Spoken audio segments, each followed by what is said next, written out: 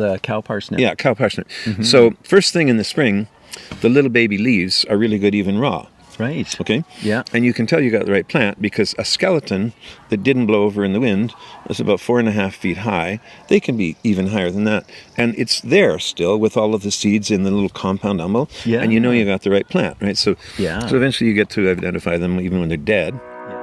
Welcome to the Light Cellar Podcast, brought to you by Light Cellar, a place where you can learn to find and craft your own food and medicine. In this interview series, you will meet a range of characters in the health and wellness space that are bringing light to your everyday. You'll hear from a number of different experts on a wide variety of topics. We have several different series within the podcast, including our Wild Wisdom and Storytelling with Blaine and Andrusek, the Rays of Light, inspiring wellness in the community, plus solo casts, Q&As, and other topics for you to enjoy. You can find this as a video version as well as the audio on any of your favorite platforms. Be sure to like, subscribe, and share this with somebody you know who will benefit. You can also shop online at lightcellar.ca. Hello, everybody. Welcome back. Yeah, right on. Well, we got a different backdrop. We're in a different environment here. And it's sunny. Oh, that's amazing. You know, the Egyptians called the sun Ra. He was a major god. And we might say that they knew that the sun is what keeps all of this alive, right? Yeah. Or, you know, they would have in front of the pyramids, they would light big cauldrons of incense at noon when the sun was most powerful straight overhead. But you know how my mind works. I'm thinking that's exactly what a ship would look like coming back to land. Oh. And maybe they thought their sun god, Right. being an alien of some sort, Yeah. so they would go, Ra, Ra, Ra, Ra, Ra. And then all these years later, we do that at football games. Right. There you are. You know, it's incredible how weird history can be, hey? Yeah. Ra. Cool. Ra. Yeah, well, we're out in the rawness of nature. We're in Sibbald Flats area. Came to check for pine pollen, which, yeah, there's a few on the way. There's a lot that are just maybe a week behind kind of thing, just a little bit too early. Bringing a group out here on Sunday, and we want to do some picking. So trying to find a nice spot. There's a couple more places just down the road we're going to check, but we thought we'd stop, just kind of hang out, take in the scenery. I can hear some sort of a school group in the back, but otherwise it's been a very peaceful morning. I've never done it at your level where, well, actually I have. Whenever I would get hired to do herb walks in an area, like I remember once was Lake Louise Hostel. Oh, really? Is who was hosting us. Yeah. And I always want to get there a day ahead of the group. Right. Because I've realized that sometimes you can go 16 kilometers in a big loop like this and find the same 40 plants. Yeah. Or if we just went that way over the hill, Yeah. you know, it's a block and there's 150 plants. So I always like to try and kind of scout the area, which is what you're doing today, basically, right? Yeah, totally. Doing inventory. Yeah. Yeah, totally. But when you get to our level and you just come to any place like this in the woods, you can just stop and look around and see at least 30 old friends. Right, exactly. Immediately you're kind of taking stock, like as if you were grocery shopping. Yeah. You know? Who's around? What's coming up? So. But it takes time, right? Yeah. You know, you learn. Yeah. You know, if you take classes and things and really get to know about even 5 new plants really, really, really well, like beyond any doubt at any time of year, that's a good start. Oh, absolutely. You know? Yeah. And it takes years until you get to store hundreds of plants. Yeah, yeah. And then eventually you start identifying them at 60 miles an hour. You see things, you know, there's things in the ditch that are in bloom at this time of year. That's balsam root or something, you know what's there. Yeah. Depending on where you are. And for sure. beside a swamp or beside a desert or whatever. Yeah, it's like, and then you can go out in the winter and learn their skeletons, I call them, because you can identify seed pods and things. Yeah, totally. And there's some plants like, now I've just lost my track there. And that's really helpful in the spring too, is like those skeletons. Yeah, big umbelled, our biggest umbelled plant. Oh, the cow parsnip. Yeah, cow parsnip. So first thing in the spring, the little baby leaves are really good even raw. Right. Okay? Yeah. And you can tell you got the right plant because a skeleton that didn't blow over in the wind is about 4.5 feet high. They can be even higher than that. And it's there still with all of the seeds in the little compound umbel. Yeah. And you know you got the right plant, right? So eventually you get to identify them even when they're dead. Yeah, totally. And that's useful. Yeah, I mean, I use that all the time for asparagus. You know, the hillsides, you kind of scanning, you know, how do you find something like, you know, a tall stalk that thick? Well, you look for the last year's dead stalk that's still there. Yeah. So, yeah, you introduced me to a couple new ones. What was that beautiful orchid we saw again? Venus's slipper. Venus's slipper. Yeah, that's beautiful. And there was quite a few of them there, but I'm used to seeing them. And back to you in terrain, that's another thing. As you learn plants, kind of look around who they like to hang out with. Right. So I had one group of people, maybe not, maybe I was by myself, but I was walking up this road and I thought, this looks like a good spot for Venus's slipper. And within 100 yards, there was a crowd of them. You know, and I don't think I'm psychic. It was just the right place at the right time of year, right? Yeah. So anyway, we found a few. Yeah. They're strikingly beautiful. They've been used many times as book covers. Right. They're that beautiful. Yeah. Not anywhere near as big as lady's slipper, which is a whole different shape of flower. There's one of those just over the ridge here, actually. A lady's slipper? Yeah. Yeah. Cypripedium? Yeah. Yellow, probably. Yeah. I doubt in bloom at this time of year, but maybe. Maybe. Yeah. Okay. If it's sunny. Yeah. I'll go check it out. It's just kind of right on the edge. Okay. I remember it from last year. Well, we can do that after our little chat. Yeah. Lady slipper likes damp, but not, you won't find it in water, but it likes to be even in gravelly hillsides on river banks. It seems to like being in sight of water. Well, that's it. That's exactly the scene. That's right over there. Yeah. Yeah. You're describing the habitat perfectly. So. Okay. Yeah. And this is something I would never do if you find one over there.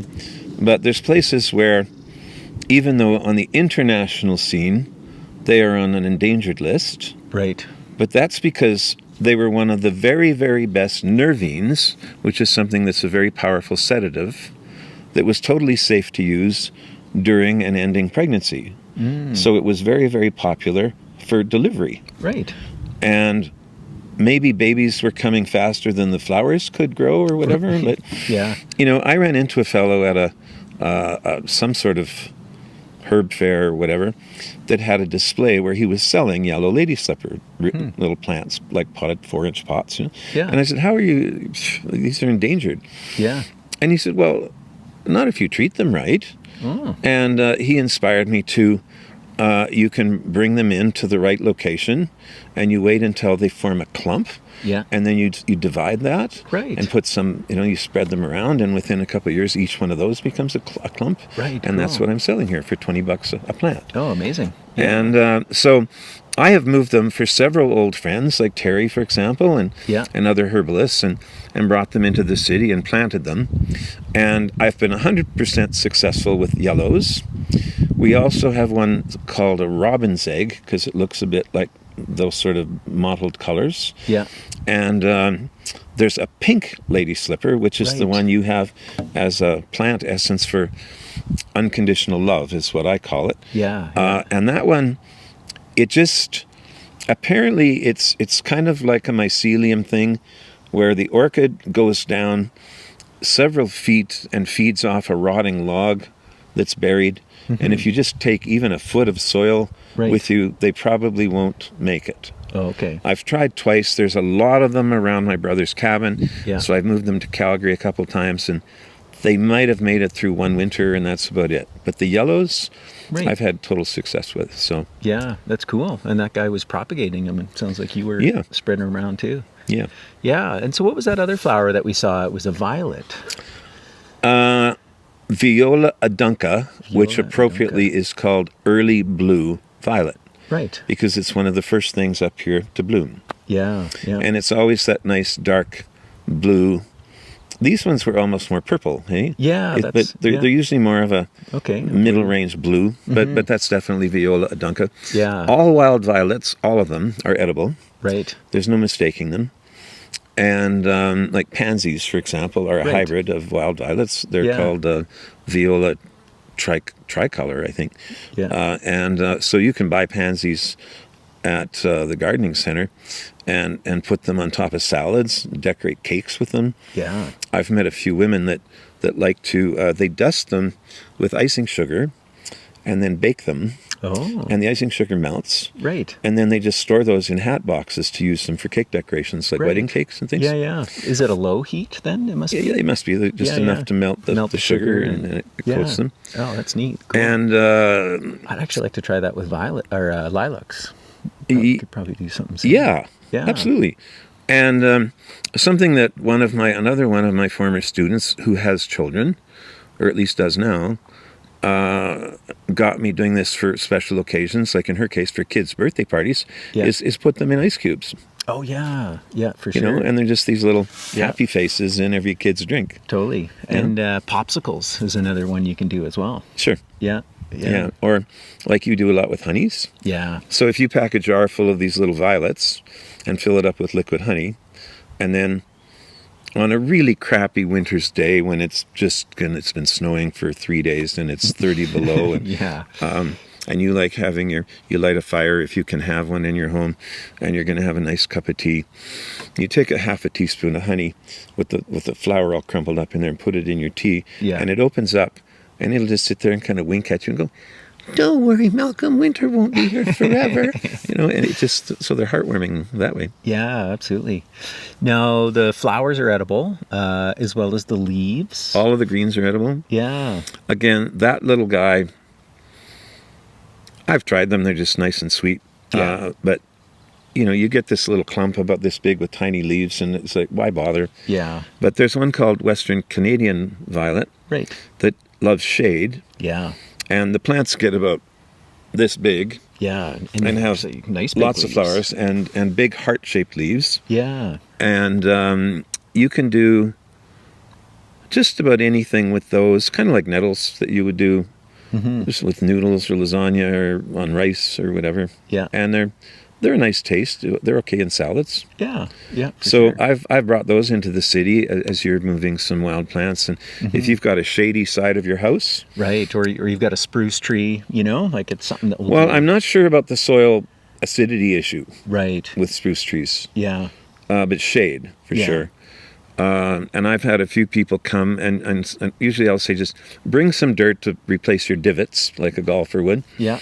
You know, and just come and take a couple half spadefuls. Right. Just get whatever you get and put those about 4 feet apart. And within 2 years, they'll fill in the whole side of your house. Yeah. In a shady spot. I'm curious because that's the one, the Canada Western, is it wood violet or just Western Canada Western violet? I know it by this Western Canada Violet. Yeah, Western Canada Violet.